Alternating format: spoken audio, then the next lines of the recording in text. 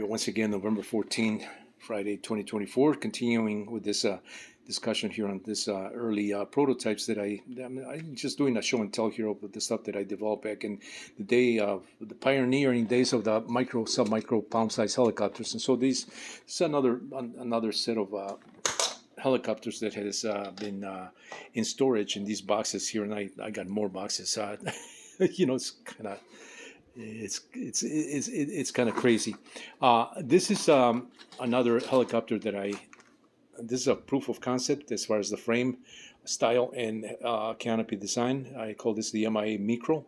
That's a Sport Elite that I show in the previous video. But this was the one that I wanted to release instead of the Robin 280. The Robin 280 is in another box. It actually says Robin 280 there, but it's not. It's not there. So that I'll call for another video because that's a little more extensive. It's got a lot more that I can talk about that helicopter, but this is one that I wanted to release when I released the Robin 280 back in 1999, and so this is just a proof of concept, like as I said, as far as the frame design. This one actually has laminated carbon with balsa.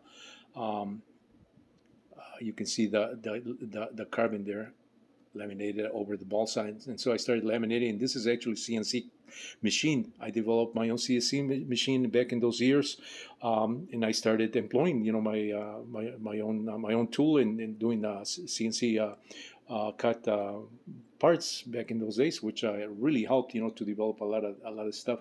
My typical gear box that I employ on the Bumblebee in injection molded form. You can see where that design it came from. It comes from a lot of this early work. So I'm not going to show the whole thing here because I don't have enough video memory on my camera. But it's just just a sequence.